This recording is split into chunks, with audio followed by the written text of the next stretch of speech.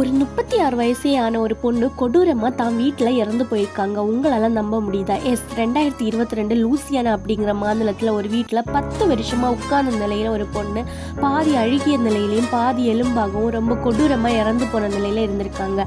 சில நாட்களுக்கு பின்பு அந்த பகுதியில் மோசமான துர்நாற்றம் அடிச்சிருக்கு. அந்த பகுதியில் இருந்த மக்கள் லூசியானா மாநில போலீஸாருக்கு இன்ஃபார்ம் பண்ணியிருக்காங்க. அப்போ அந்த போலீஸார் உள்ளே வந்து பார்க்கும்போது இந்த மாதிரி அவங்களோட சர்வீஸில் கொடூரமான காட்சி அவங்க பார்த்ததே இல்லைன்னு ரிப்போர்ட் பண்ணியிருக்காங்க. இன்க்ளூடிங் லூசியானா மாநிலத்தில் டாக்டர்ஸே இந்த கொடூரமான காட்சி அவங்களே ரொம்ப பார்த்து பயந்ததாகவும் வாக்குமூலம் கொடுத்துருக்காங்க. ஹேலன் ஃப்ளஷர் அப்படிங்கிற கணவன் மனைவிக்கு லேசி ஃப்ளஷர் அப்படிங்கிற 37 வயது பொண்ணு இருந்திருக்காங்க. அவங்களுக்கு ஒரு நரம்பியல் நோயால் பாதிக்கப்பட்டதுக்காக இந்த நரம்பியல் நோயால் ஒரு இடத்துல இருந்து இன்னொரு இடத்துக்கு நகர முடியாது.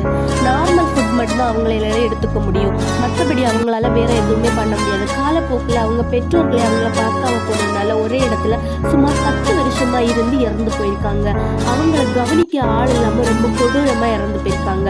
கருணை கொலை அப்படிங்கிற ஆப்ஷன் இருக்கும்போது ஏன் தான் பெத்த பொண்ணே இப்படி கொடூரமா விட்டுட்டு போகணும்னு அந்த நாட்டு அரசு அவங்களை கேள்வி எழுப்பும்போது அவங்க அப்பா அம்மா சொன்ன பதில் அவங்க மேல இருந்த மோசமான துர்நாற்றம் வந்ததாகவும் அதனால எங்களால பார்த்துக்க முடியாது அப்படின்னு பெற்றோரே வாக்குமூலம் கொடுத்திருக்காங்க.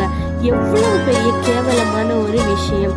ஆனா அவங்கள அந்த நாட்டு அரசே இவங்க என்ன பண்ணாங்க பாத்தீங்கன்னா 2வது கட்ட கொலையாளர்களா தூக்கி ஜெயிலையும் போட்டிருக்காங்க. இந்த ஒரு விஷயத்தை பத்தி நீங்க என்ன நினைக்கிறீங்க அப்படின்னு கமெண்ட்ல சொல்லுங்க.